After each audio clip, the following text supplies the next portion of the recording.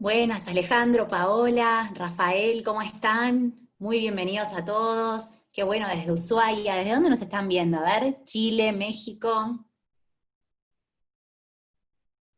Perú, excelente, Colombia, muy diverso, qué bueno. Tandil, Carolina del Norte, Estados Unidos, qué bien. Bueno, muy bienvenidos a todos. Eh, bueno, me presento, mi nombre es Sara Carrizo, yo soy coordinadora de comunicación en Acámica, así que bueno, les doy la bienvenida a esta nueva edición de los webinars de Acámica y Globant. Eh, Quería hacerles una pregunta, no sé si conocían a Globant, a Acámica, eh, qué tanto, qué tanto nos conocían, cómo se sumaron, ¿sí? Fan de Acámica, dice, qué genial.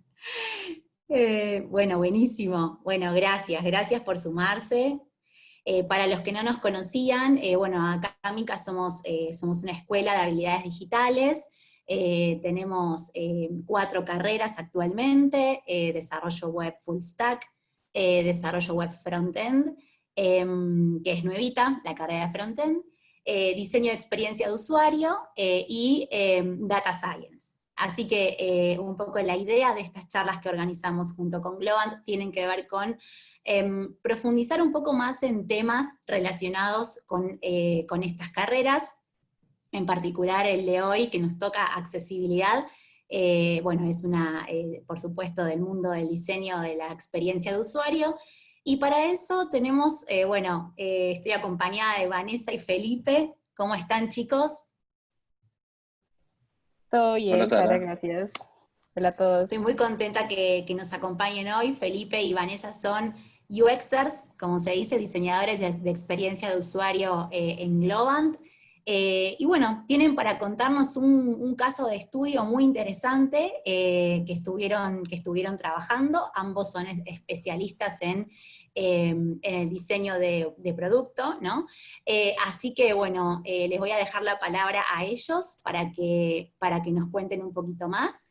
Y por otro lado, comentarles un poco a los participantes que al final de la presentación estaremos retomando las preguntas que tengan, que nos las dejen en la sección Q&A, así de ahí las podemos ir levantando y las retomamos al final de la sesión, si les parece. ¿Sí? Así que bueno, te cedo la pantalla, Vanessa.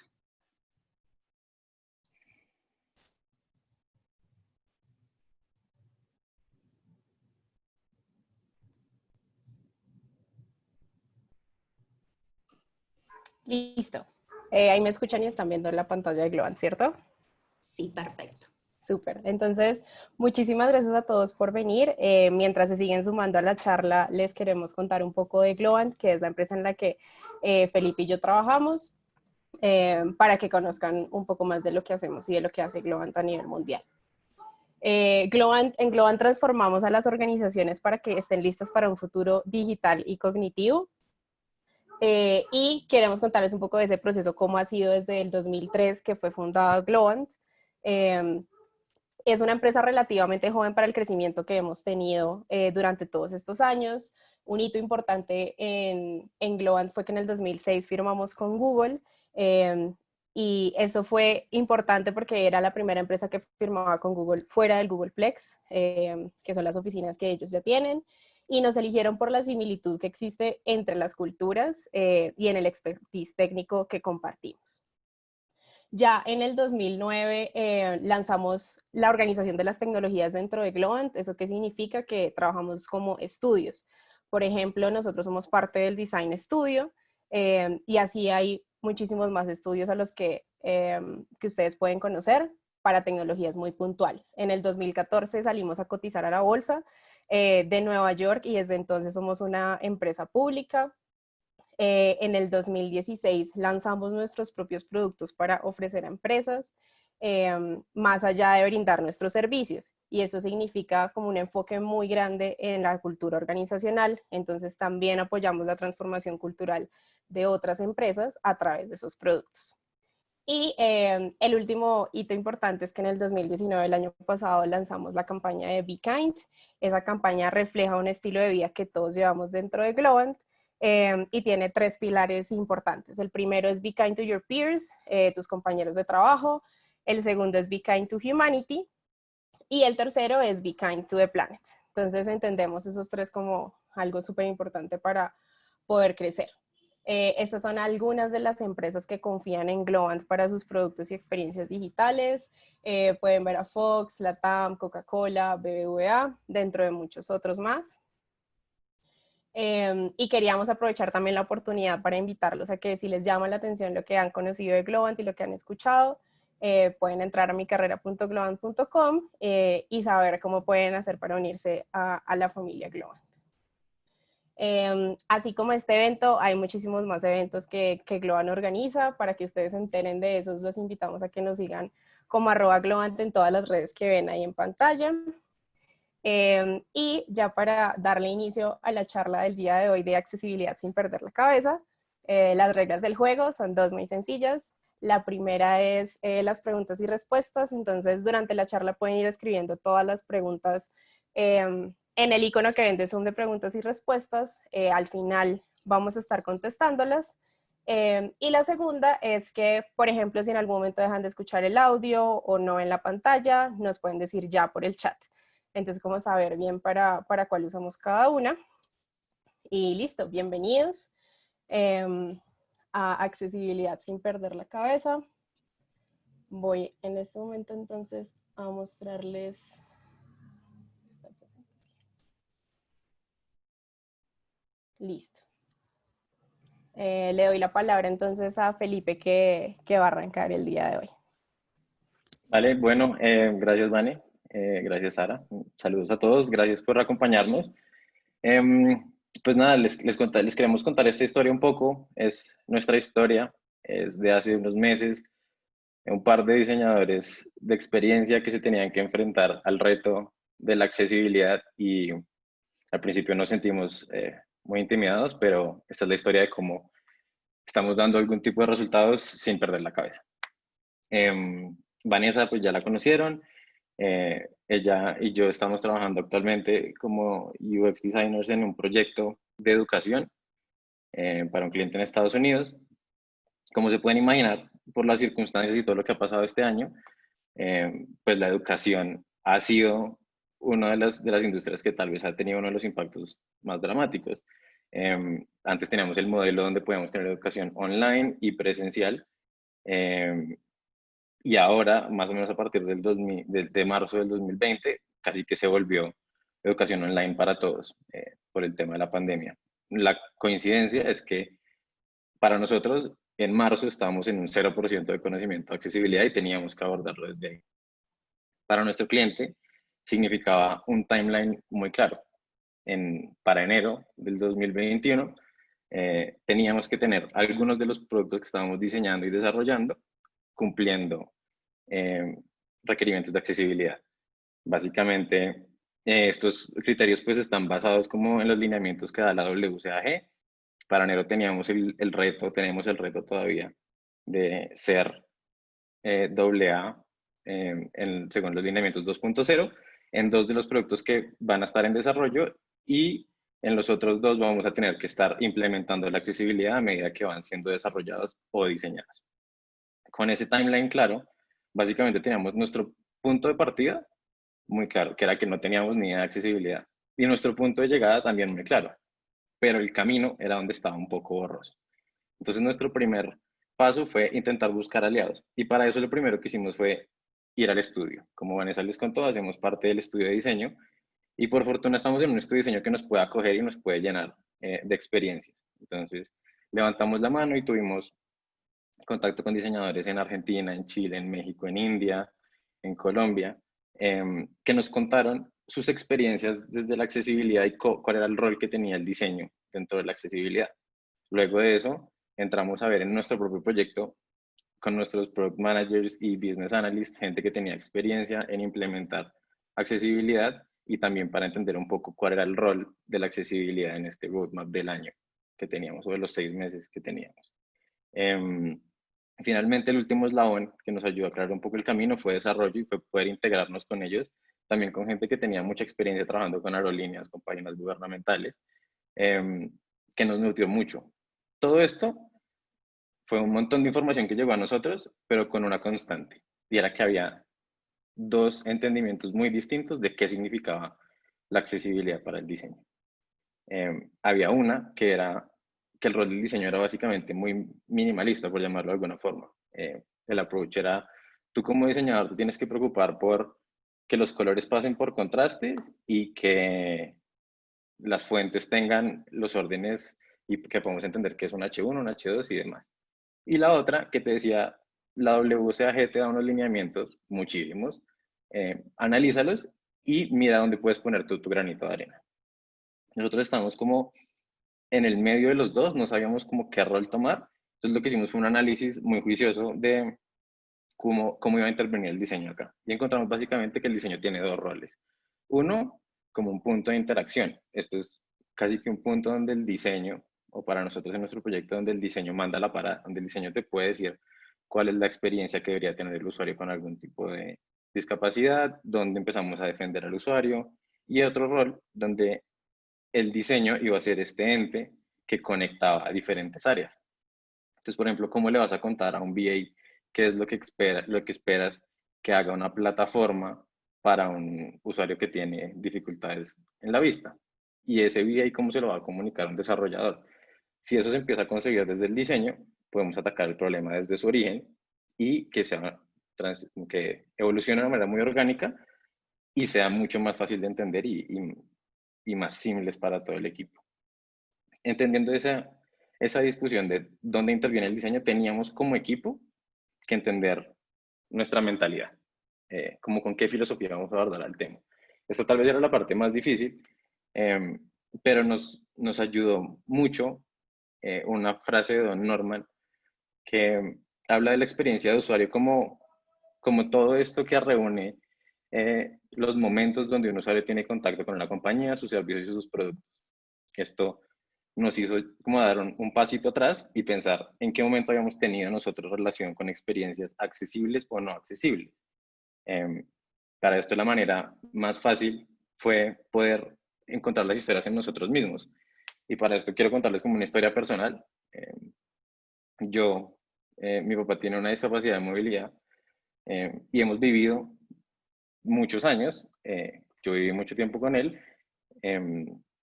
las experiencias cuando son y cuando no son accesibles. Encontramos como la satisfacción cuando algo está hecho para que todos podamos usarlo de la misma manera y cuando de pronto no tanto.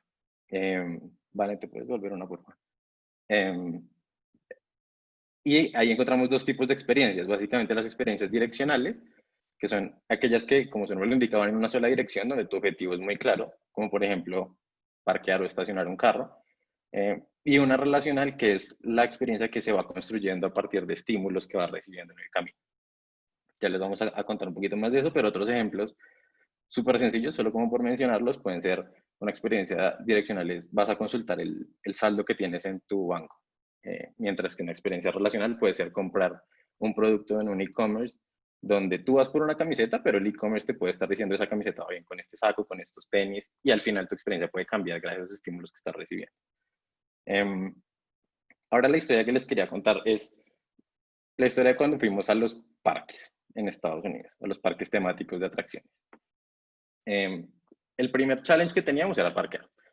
Para parquear es una experiencia direccional porque teníamos que parquear, era el único objetivo que teníamos. No importaba quién estuviera en dónde, personajes, temáticas de los parqueaderos. El objetivo era parquear y era dejar el carro estacionado en un lugar cerca a la entrada de acceso. Esto es más o menos el mapa de la lógica que tuvimos en ese momento, que es tú entras y usualmente tratas de llegar lo más cercano al punto donde ya entras caminando o en tu medio de transporte, y ahí buscas el parqueadero. Esta es una experiencia muy neutral y si hay un tipo de satisfacción, como lo vemos en el User Journey de abajo, cuando lo encuentras, porque te están respetando tu sitio, porque encontraste cerca la puerta de entrada, es como esa satisfacción que tienes. Es una experiencia muy distinta a cuando, por ejemplo, fui sin mi papá. La lógica sigue siendo la misma. Voy a intentar ir lo más cerca posible para no tener que caminar tanto, pero como es un parqueadero tan lleno, voy a tener que hacer un zigzag, buscar, buscar y buscar. Sigue siendo una experiencia muy neutral, pero al final puede que me frustre un poco como está representado en esta gráfica, porque el parqueadero resultó estar casi tan lejos como la entrada de los vehículos. Esto está perfecto, porque es una experiencia direccional y el objetivo es parquear y ambas personas lo están pudiendo hacer bien.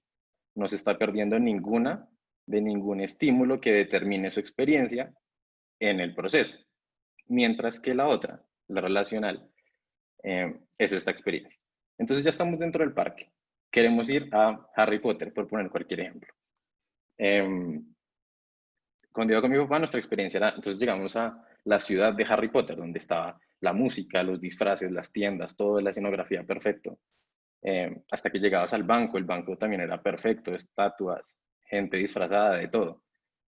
Ahí te recibían tu tiquete que te daba un acceso preferencial, te llevan a una puerta trasera, te suben a un ascensor y llegas directamente a la atracción. A mí, como un usuario, una persona en ese momento de por ahí unos 15, 16 años, yo buscaba atracciones con mucha emoción, muchos frenos, gritos, vueltas y de todo. Y esta atracción particularmente no era así. Era una atracción mucho más familiar, como más tranquila. Por eso mi experiencia fue cayendo a lo largo del proceso. Al principio era muy emocionante ver la ciudad, todo lo que estaba pasando, pero al final la atracción no la entendí mucho, no la disfruté tanto y no fue tan buena experiencia. Sin embargo, cuando fui solo, tuve una experiencia completamente distinta. Sí, había una fila de 1 hora y media que me había saltado a la primera etapa, una fila que no es placentera tener, pero en esa fila habían unos estímulos que eran muy importantes en la experiencia. Por ejemplo, en el lobby tenía personajes donde me iban contando un pedazo de la historia que yo iba a vivir más adelante.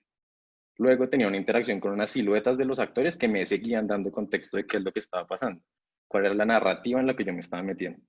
Como un fan de Harry Potter, la narrativa me importaba muchísimo. Luego llegaba a tener interacción con algunos de los elementos que hacen pivote en la historia, como los horrocruxes, y al final llegaba a exactamente la misma atracción. Pero cuando me bajaba, mi experiencia era completamente distinta. Yo me sentía lleno con la experiencia. ¿Por qué? Porque me la habían construido a través de esos momentos. Momentos que cuando fui con mi papá no pude tener. Y él tampoco pudo tener. Eso nos hizo cuestionar a nosotros qué tipo de experiencia estamos diseñando.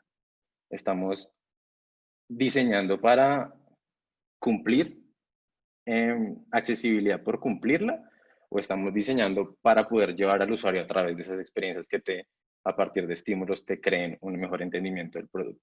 Nuestra respuesta fue, estamos creando una experiencia relacional.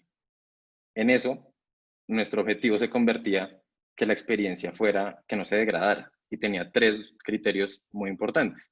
Como siempre cuando se habla de accesibilidad, el primero es no reducir la funcionalidad.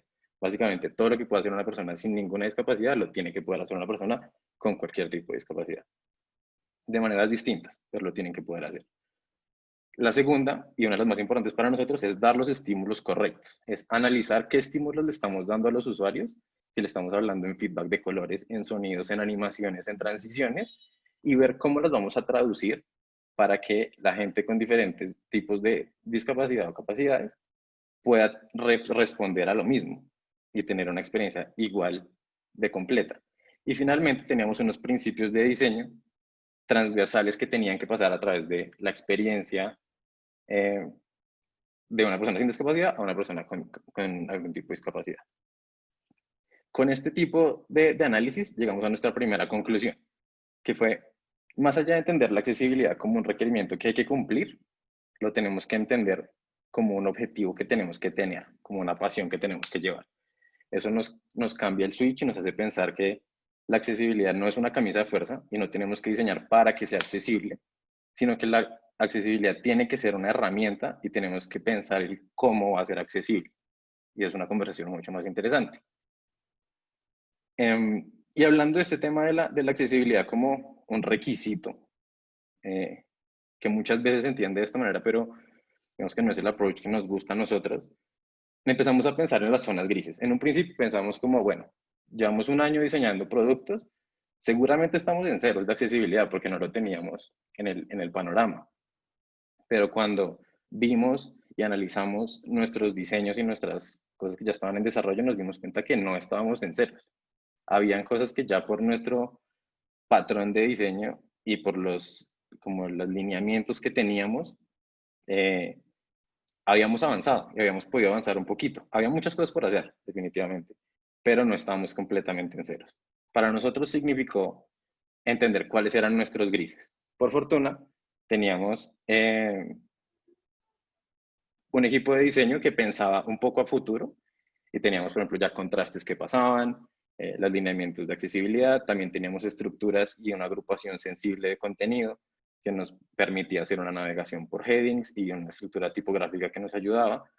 Y también un sistema de iconos en tipografía que permitía su escalabilidad a las diferentes adaptaciones de browser que tuviera el usuario.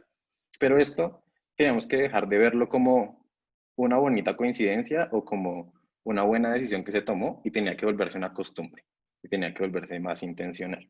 Entonces nuestra pregunta era, ¿cómo podemos hacer que esto, que ya estaba pasando, que teníamos elementos accesibles, se volviera en una herramienta de comunicación? Para eso, lo que hicimos fue crear una librería de wireframes y nuestro style guide que se comunican completamente entre ellos y hablan exactamente el mismo lenguaje, hablan en Atomic Design. Uno es una herramienta manejada 100% por los UX designers y otra es manejada parcialmente por los visual designers y es un elemento que nutren y con el que están trabajando constantemente los desarrolladores, sobre todo. En esta hemos tenido muchísimo apoyo de un equipo grandioso que tenemos. Y para esto, como que me gustaría traer a colación también una frase, esta vez de Douglas Bauman, que cuenta una historia en Google de, él considera que hay conversaciones en el diseño mucho más interesantes que escoger cuál es el tono de azul perfecto. Él contaba que en Google estaban decidiendo entre 41 tonalidades de azul y él creía que los diseñadores podrían estar teniendo discusiones mucho más poderosas que eso. Y nosotros estamos de acuerdo con esa afirmación.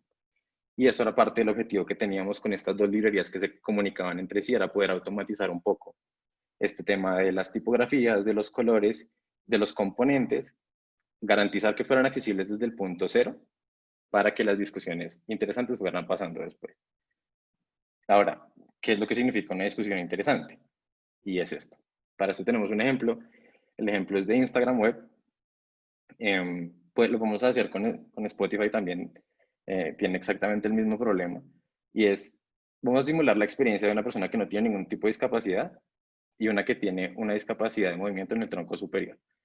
Escogimos esta porque es una discapacidad que está al alcance de todos y nos puede pasar a todos. Por ejemplo, nos podemos fracturar un brazo de nuestra mano hábil y podemos dejar de manipular el mouse o el trackpad por unos meses.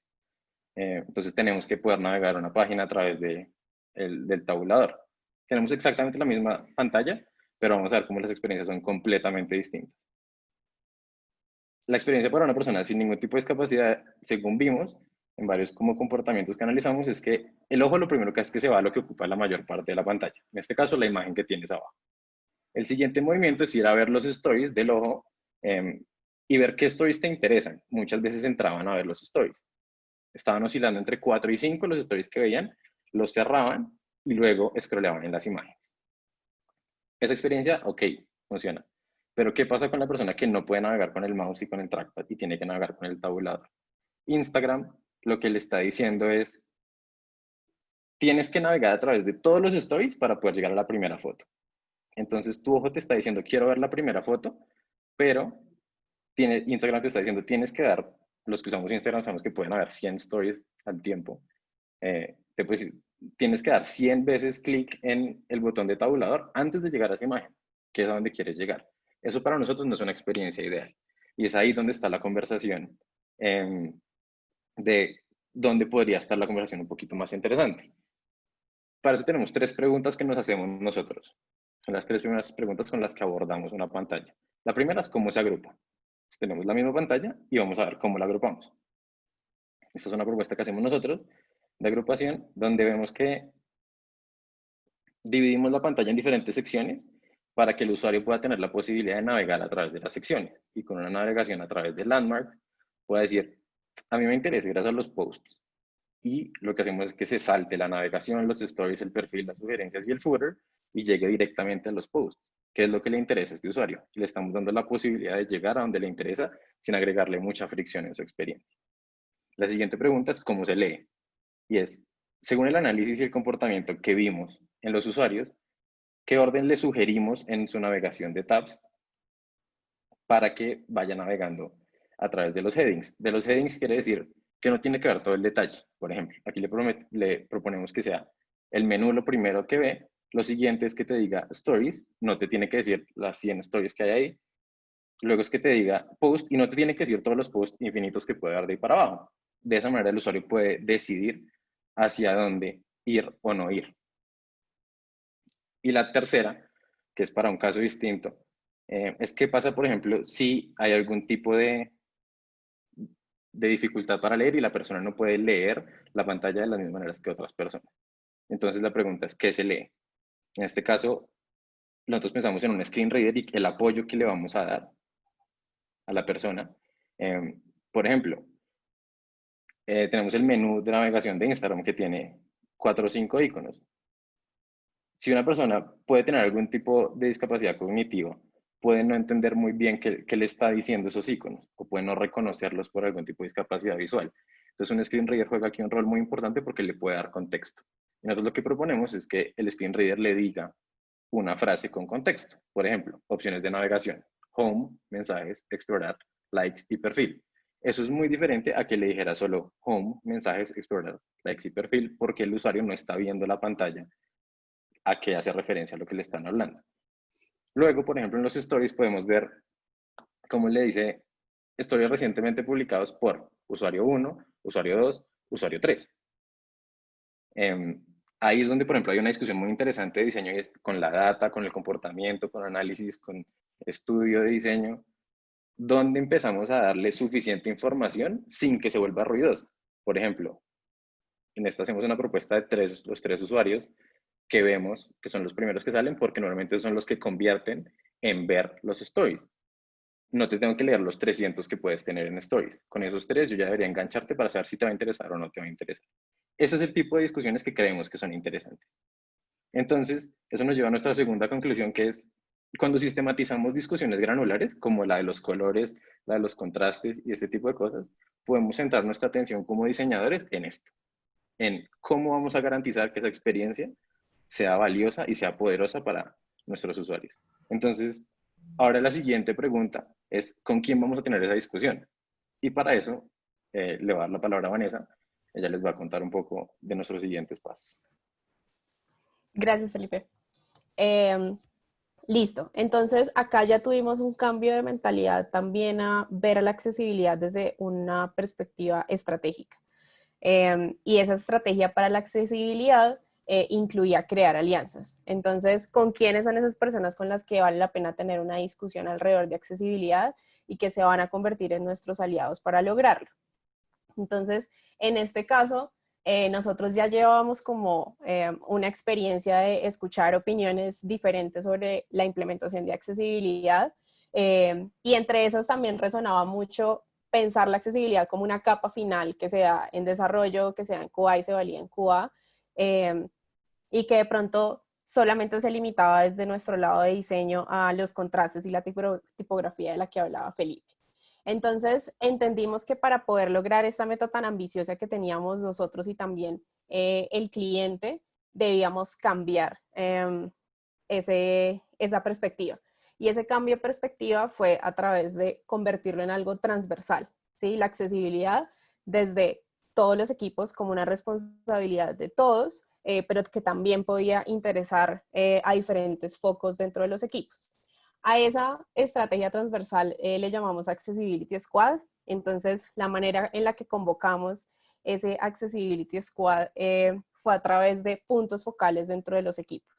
Contábamos con la fortuna de tener algunas personas en el equipo que tenían experiencia de accesibilidad, pero digamos que para la mayoría era algo nuevo. Entonces, estos puntos focales estaban desde diseño, analistas de negocio, desarrollo, QA, y también tuvimos la fortuna de tener product managers como aliados en ese squad, y eso lo que hace es que sea una conversación de todos, porque como diseñadores no podemos estar en todas las conversaciones, en todas las discusiones, entonces está bien tener aliados que puedan poner las preguntas correctas en los momentos correctos para el resto del equipo. Y ya digamos que la interacción que sucedió y un poco la línea de tiempo que tuvimos con estos puntos focales desde que salió el dolor de negocio. Y este dolor de negocio también fue un punto de partida de decir, listo, había una necesidad, no solamente para el usuario, sino también para nuestro roadmap de producto. Después de eso levantamos la bandera al equipo sobre quiénes estarían interesados en hacer parte de la Accessibility Squad. ¿Y eso qué implicaba? Implicaba un poco de educación, interés, tener como un lugar seguro para hablar de accesibilidad, y también ser embajadores dentro de cada uno de sus equipos, definir el alcance de qué era lo que podíamos lograr de manera realista desde nuestro equipo de trabajo, qué eran cosas en las que de pronto necesitábamos apoyo o continuidad del lado del cliente. Y después entonces empezó un proceso que fue muy interesante para todo el equipo y es el proceso de entender el estado de los tracks. Como Felipe les estaba contando, nosotros teníamos 2 tracks, debíamos tener 2 tracks en producción accesibles y 2 ya en diseño o en desarrollo. Entonces, nosotros corríamos con un caso en el que ya teníamos productos al aire para los usuarios. Y como ya teníamos productos al aire, teníamos que tomar un paso atrás y empezar un proceso de remediación. Ese proceso de remediación involucra saber en qué estamos bien, encontrar las zonas grises de las que también les hemos estado hablando y entender cuáles iban a ser nuestras herramientas de comunicación que salían de ese proceso de remediación. En nuestro caso, y ahorita vamos a hacer un zoom a ese proceso, teníamos una checklist de diseño, una checklist de desarrollo, digamos que este guión de Screen Reader que también mencionaba Alex en el ejemplo de Instagram, que es súper importante al momento de ser accesibles. Y ya se convertían en herramientas de comunicación para poder remediar desde diseño, remediar desde desarrollo y cumplir con el lanzamiento del producto. Entonces, esas herramientas de comunicación un poco más a detalle, desde desarrollo, cuando un producto cuando un producto digital ya está al aire, se pueden validar muchas cosas de manera automática, hay herramientas más específicas que ellos usan y se enfoca mucho en el código de front que ya existe. Entonces, digamos que manteniendo siempre la comunicación abierta, ellos fueron capaces de crear su propia checklist y hacer pruebas no solo en desarrollo, sino también en QA para probar. Por otro lado está el Storybook Guide, que es un poco este guión del que les hemos estado hablando, y ahí es cómo navega el Screen Reader. Este es un esfuerzo conjunto, debería ser un esfuerzo conjunto entre desarrollo, diseño y analistas de negocio para entender muy bien cuáles son los requerimientos. Y el que estaba ya de nuestro lado era la checklist de diseño. Entonces, sobre esta checklist de diseño, les queremos hablar un poco de cuál fue la estrategia y cómo lo hicimos. Pero la conclusión hasta este momento, que es la tercera conclusión que nosotros tomamos, es que sin alianzas no íbamos a llegar lejos. Y eso significa estar todos alineados y tener procesos muy transparentes de accesibilidad y de implementación dentro del equipo. Entonces, esa transparencia de la que hablábamos también la incluíamos en nuestro equipo de diseño, y acá ya viene a hablar sobre un poco crear nuestro propio lenguaje. Esa fue nuestra estrategia para que dentro del equipo de diseño nos involucráramos muchísimo más en el proceso para poder apoyar la implementación. Entonces, si algunos de ustedes han tenido la oportunidad de leer los guidelines, que son los de la WCAG, son guidelines que pueden ser muy claros, pero para una persona que está teniendo un primer contacto con accesibilidad puede ser abrumador. Entonces, nuestra primera misión fue poder convertir eso a nuestro lenguaje de diseño y hacer un poco que los guidelines trabajaran con lo que ya teníamos, con lo que ya conocíamos y con lo que ya teníamos en el producto y nuestro expertise. Entonces, ese primer paso que hicimos fue tomar de todo eso, cuáles son los que afectan directamente a diseño y que nosotros podemos hacer algo al respecto, y crear una serie de clusters que hablaran nuestro propio lenguaje. Entonces, entre esos clusters, para nosotros salieron 9, y digamos que esto fue muy basado en nuestra experiencia personal creando el producto y diseñándolo. Uno siendo la navegación. Entonces, dentro de navegación ya teníamos unos criterios principales, si el producto va a ser usado en múltiples dispositivos o no, cuál va a ser el uso para personas que solo están navegando con teclado, si tu producto tiene formularios o no, entonces entran unos criterios específicos, si hay multimedia, es decir, audio o video en tu producto digital, en nuestro caso particular sí lo hay, porque está en la industria de educación, si hay links externos y si tú estás entregando feedback con color también, y por último, cómo va a ser el diseño visual, ¿sí? Entonces, estos fueron los clústeres que nosotros encontramos para poder como equipo afrontarlo en un mismo lenguaje, con la experiencia y las herramientas que ya conocíamos. Entonces, ya hablándoles un poco de esa agrupación y la priorización que le dimos a los criterios y a los clusters, la navegación era algo transversal en todos los productos, cómo tu usuario va a navegar con tu producto, y ahí se hace un check de diferentes aspectos. El uso del teclado, el feedback de color. Entonces, ¿cuál fue nuestro pensamiento para hacer este orden? Que fuera una conversación con el diseñador. Es decir, esta era una checklist que un diseñador iba a tomar para poder diagnosticar un producto digital dentro de nuestro proyecto. ¿Y eso qué quería decir? Que tenía que hablarle de una manera que él lo entendiera, y que también pudiera ser un proceso de más a menos, ¿sí? Como lo más denso o lo macro a lo mini. Y entonces en eso macro la navegación era lo principal. Puede pasar que en un producto digital de ustedes, por ejemplo, no tengan contenido multimedia, no tengan audio o video. Entonces eso va a tener una priorización diferente comparado a la experiencia de nosotros.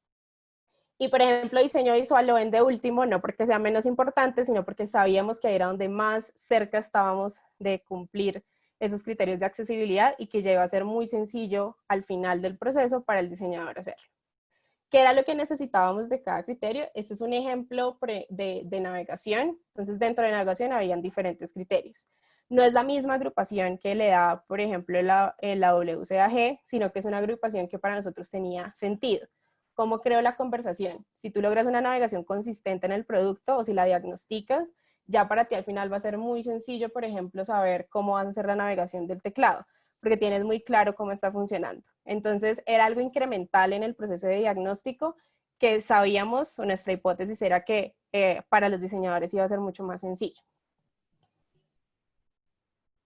Y ya que necesitábamos de cada criterio que estábamos evaluando. Necesitábamos saber el impacto, y el impacto está muy relacionado a, en el mejor de los casos es una sugerencia y sería chévere tenerlo, ese es un tipo de impacto, y en el peor de los casos es no podemos lanzar el producto hasta que esto no se arregle. Entonces es importante en el diagnóstico para saber qué tanto apoyo necesitan de otros equipos, a qué se le da prioridad, ya discutiéndolo por ejemplo con product managers, cuál es el estado, y esa es la transparencia de esto ya se habló con un desarrollador o no, solamente está en diagnóstico, y poder ir haciendo como un tracking de cómo está cada problema que hayamos podido encontrar. La descripción, si hace falta o no, para describir un issue o un problema. Y pasa mucho que esta va a ser una herramienta que otros desarrolladores o VAs van a ver el diagnóstico. Entonces ahí es donde tenemos que tratar de hablar ese mismo idioma, ya sea con un pantallazo, si es necesario, y entender que como diseñadores estamos comunicándonos con otros roles también. Entonces, ¿qué pasa cuando hablamos ese mismo idioma y creamos nuestro propio lenguaje? Nosotros teníamos un equipo de diseño muy preocupado por el tema, pero sucede que cuando te abrumas o tienes como esa parálisis por análisis, no sabes muy bien cómo apoyar el proceso. Entonces son espectadores de lo que está sucediendo. Están pendientes de lo que está pasando, pero no saben cómo involucrarse. Cuando empezamos a hablar el mismo idioma y entender que desde diseño podemos apoyar ese proceso de ser accesibles, entonces ya podemos pasar un poco a esa área de ser actores. No es algo de 0 a 100, es algo incremental, pero sí ha tenido un impacto positivo para que se interesen, para que aprendan, para que, por ejemplo, un BI sepa que tiene muchísimo para aportar en el proceso de accesibilidad, y asimismo nosotros desde el punto de vista de UX. Y con eso concluimos que a nosotros diseñadores nos motiva hablar de diseño, nos motiva saber que desde diseño podemos impactar positivamente la experiencia de un usuario para que no se degrade, independientemente de si tiene una discapacidad o no para navegar un producto digital. Entonces, si hacemos un poquito como una retrospectiva a todo lo que les hemos contado, este slide lo hicimos llamar sin perder la cabeza, porque si miramos las 4 conclusiones, se ajustan perfectamente a un proceso de diseño tradicional como el doble diamante, como el que vemos acá. La primera era una etapa donde estábamos recibiendo un montón de información, estábamos investigando. La segunda y la tercera eran los momentos donde íbamos a entender en qué nos íbamos a centrar, cómo nos íbamos a centrar y quiénes iban a centrar en qué. Los equipos de desarrollo, los equipos de QA, los equipos de diseño, en qué se iban a centrar y en qué momentos. Y luego la cuarta hace referencia a este producto que diseñamos, que es el checklist, que le habla a los diseñadores, les explica la pantalla que tienen que analizar en términos que lo van a entender, se van a poder motivar al hacerlo. Y finalmente estamos en la quinta etapa, que es la implementación, es donde integramos este proceso de accesibilidad a nuestro flujo de trabajo, a nuestros sprints de diseño, a toda nuestra metodología. Y cuando vemos esto, lo que hacemos básicamente es, nos dimos cuenta de algo muy particular, y es que logramos taclear la accesibilidad sin perder la cabeza por una razón. Y es que al final hicimos lo que sabemos hacer, diseñamos experiencias, solo que en este caso el usuario éramos nosotros teníamos que diseñar y aprender a hacer accesibilidad, y nuestra misión era la accesibilidad. Entonces seguimos el mismo proceso que hubiéramos seguido para taclear un producto nuevo en una industria completamente nueva, pero esta vez lo hicimos con una disciplina interna de nuestra área y creamos un producto para nosotros. Esta fue nuestra experiencia. Espero que tengan dudas, preguntas. Para nosotros ha sido súper enriquecedora este recorrido. Y también como queremos hacer una mención y un agradecimiento, porque esto no lo hicimos solos nosotros dos. Hoy en día somos voceros de un equipo de trabajo que ha estado con nosotros, que incluye desarrolladores, diseñadores, el equipo de producto, incluso el cliente. Entonces, nada, estamos súper abiertos a sus preguntas. Esperemos que les haya gustado. Muy bueno, chicos, súper, súper interesante y tengo un montón de preguntas, así que vamos a arrancar con ellas. Tengo una acá que dice, ¿cómo es la relación entre accesibilidad y brindar una buena experiencia de usuario con el afán de las aplicaciones a mantener al usuario dentro de la aplicación? Creo que la pregunta va por el lado de cómo se relaciona la accesibilidad y la permanencia de la persona en la aplicación, ¿no? Yo creo que eso también hace parte del primer punto de cuando analizamos qué tipo de producto tenemos que crear. Em, si vemos que, por ejemplo, por un requisito de negocio, yo alguna vez tuve experiencia trabajando en una aplicación donde particularmente era muy importante que la gente durara mucho tiempo. Entonces sé que para el negocio era muy importante que durara ahí. Creo que ahí se trata de balancear, darle la posibilidad a la gente que haga las cosas, pero no añadirle fricción. Creo que eso puede ser un error muy común en donde la gente piense, para que duren más, hagámoselo más difícil. Y a mí me parece que eso no es una buena experiencia de usuario. Eso puede generar consecuencias al final, con que el usuario abandone tu plataforma, te cambie por otra herramienta. Pues creo que ahí es donde está la conversación que vale la pena tener, y es cómo le agrego la funcionalidad que debe tener, dándole la oportunidad de que explore, de que interactúe y eso lo mantenga en la plataforma, pero que sea voluntario y que no sea un tema de las limitaciones de la plataforma te tienen encerrado y no puedes salir de él. Muy bueno. Después, hay varias preguntas relacionadas con si la accesibilidad, o sea, si uno puede volverse experto en accesibilidad, y si, por ejemplo, en el equipo de ustedes hay alguien con alguna discapacidad involucrado, ¿cómo manejaron ese feedback, si es que hubo con alguien, si te consultaron o entrevistaron a alguien con alguna discapacidad, ¿cómo fue eso? ¿Quieres, Vania? O le doy?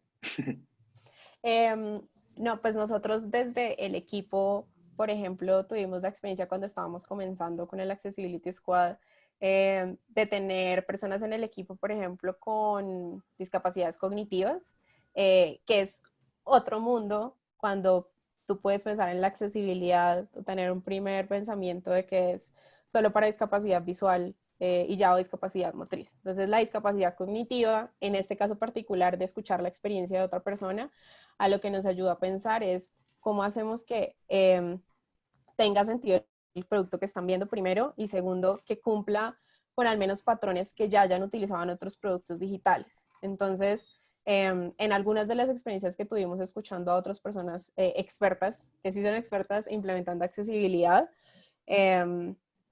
es importante saber hasta qué punto la accesibilidad se vuelve una herramienta para diseñar y te delimita muy bien qué es lo que puedes hacer y qué no. En nuestro caso, para una persona con discapacidad cognitiva, no podemos decidir cambiar todos los patrones que existen ya de usabilidad o de UX y que prime la creatividad o nuevos tipos de diseño. Sabemos que hay una de ellas que es prioritaria y es que ellos puedan ver un patrón que ya hayan conocido en otro producto digital, porque si no van a tener un rato muy difícil tratando de adaptarse en esa curva de aprendizaje. Digamos que por ese lado es como algo diferente que no habíamos escuchado y que tuvimos la experiencia de escuchar.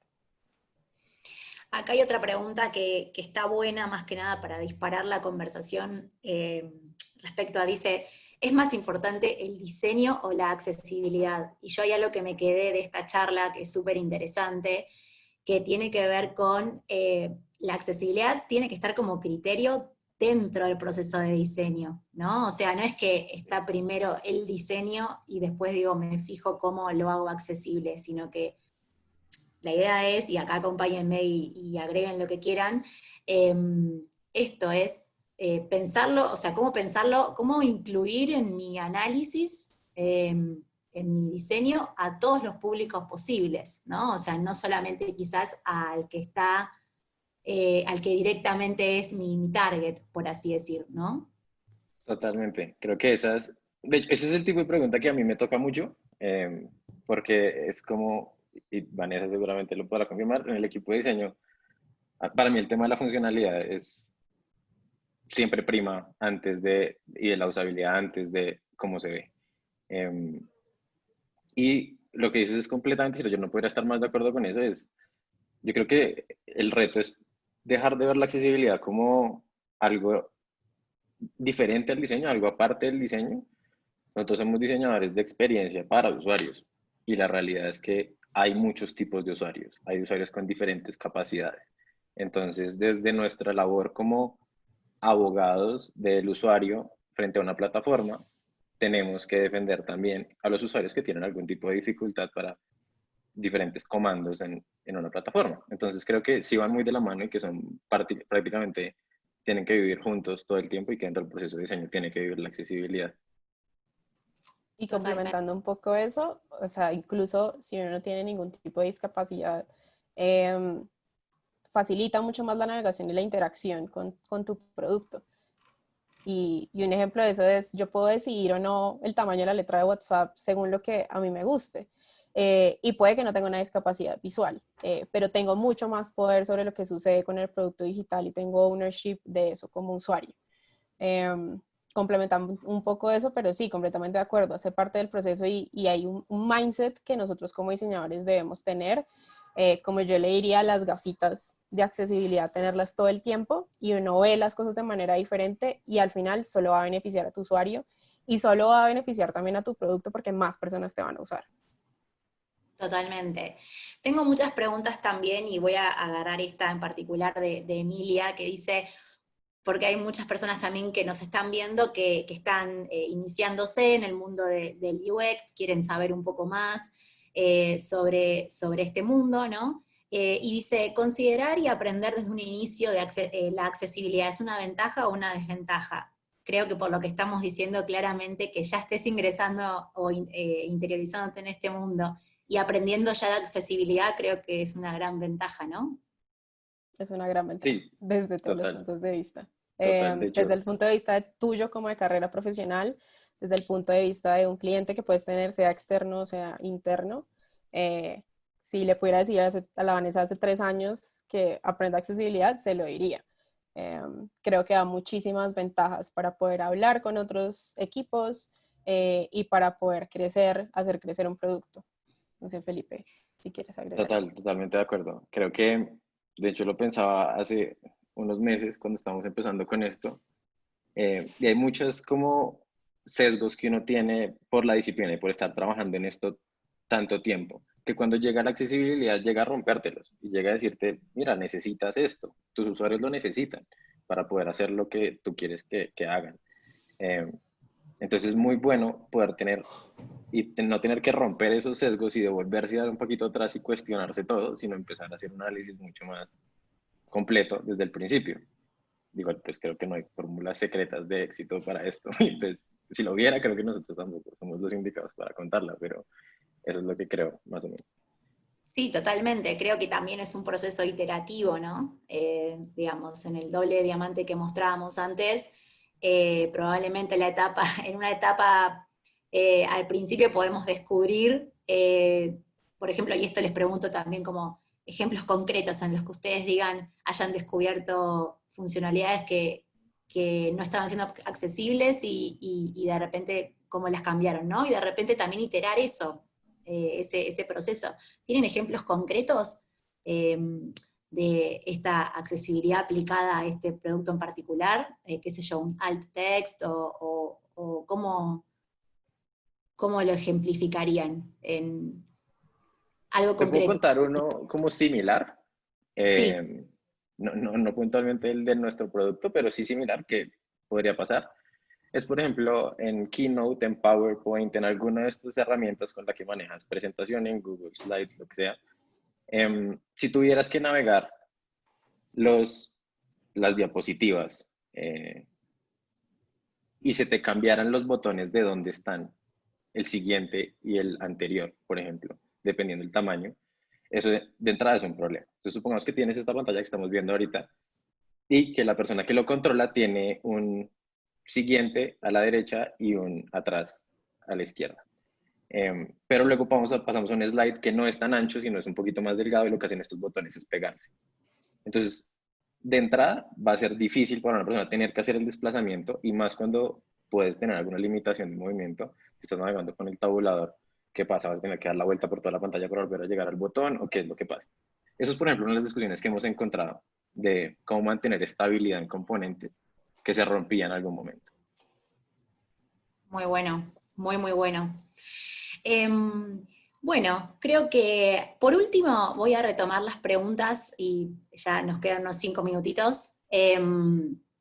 Preguntas respecto a ustedes, ¿cómo se formaron en esto? ¿Cómo ingresaron al mundo de UX? Hay muchos que consultan que están interesados en estudiar esto, otros que preguntan cómo hacerlo de manera autodidacta, así que para responder un poco en general a todas las preguntas, las resumo y digo como, por un lado, cómo se formaron, y por otro lado, si tienen recursos para recomendar, para seguir leyendo, portales, libros, cosas que las personas puedan consultar eh, por su cuenta, digamos. Esas últimas dos preguntas les dejo. ¿Quieres empezar, Vane? O Dale. yo, bueno, entonces, bueno, ¿cómo me formé yo? Yo estudié diseño, fue como mi carrera. Lo más importante que obtuve del diseño fue el design thinking como tal y aplicarlo a muchas cosas. Digamos que en esa época, suena como si fuera hace muchísimos años, no fue hace tantísimos, pero nos centramos mucho en productos físicos, en estrategias de comunicación, en marca, en este tipo de cosas. No era muy relacionado con la tecnología en ese momento, la carrera. Em, Luego de eso, yo me fui a estudiar diseño de negocios, lo cual me dio una perspectiva distinta de cómo hacer una maestría en diseño de negocios, que me dio una perspectiva distinta a cómo se aborda un producto. Y entre esas me reclutó una empresa, una empresa muy grande, me reclutó como un aprendiz de UX. Y tuve un mentor que me tuvo bajo sus alas varios meses y eh, me daba mucho palo, fue muy duro, pero aprendí muchísimo con él. Me enseñó a aprender de equivocarme y de intentar y de ensayar y de preguntar. Creo que eso fue una de las lecciones más grandes que me dejó y creo que eso es lo que yo trataría como de transmitir a la gente es pregunten. Por ejemplo, hay mucha gente que en esta industria y en este mercado a veces se cohíbe de preguntar porque siente que es una industria de pronto de gente muy experta, por decirlo de alguna manera, pero yo creo que hay mucha gente que está dispuesta a conversar y a que lo busquen y le pregunten a uno. Uno puede no tener todas las respuestas del universo, pero tener una conversación ayuda muchísimo. Esa es como mi experiencia. Bueno, yo soy diseñadora industrial con enfoque en ergonomía, que es algo que se conecta de alguna manera. Parecido a Felipe, también estaba muy enfocado a productos tangibles y pude tener la oportunidad de conectarme con productos digitales a través de convocatorias de emprendimiento del gobierno. Ahí entendí este mundo tan grande que es el desarrollo de productos digitales a través del emprendimiento y después de eso entré a una startup para hacer UX, también como aprendiz, como lo decía Felipe.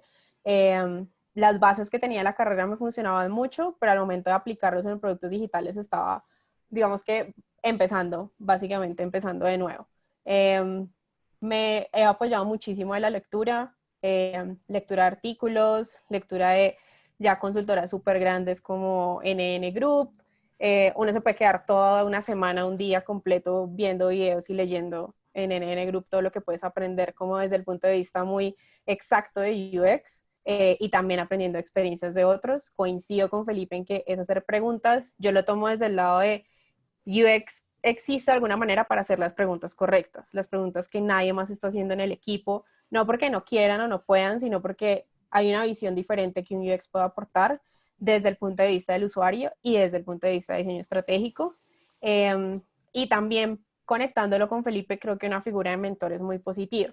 Entonces, si yo estuviera empezando UX, leería todo el tiempo en línea, vería casos de estudio, uno aprende haciendo.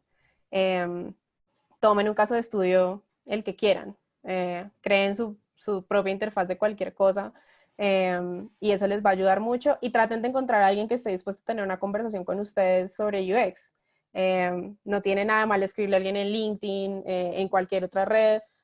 Oye, tienes 30 minutos, una hora que me cuentes de cómo ha sido tu experiencia o me cuentes cómo puedo aplicar esta convocatoria. Digamos que es una industria que está creciendo y la coyuntura actual también le ayuda a crecer un montón. Entonces, una figura de mentor también acelera mucho ese proceso. Aprender de los errores de otras personas acelera mucho tu proceso de crecimiento profesional.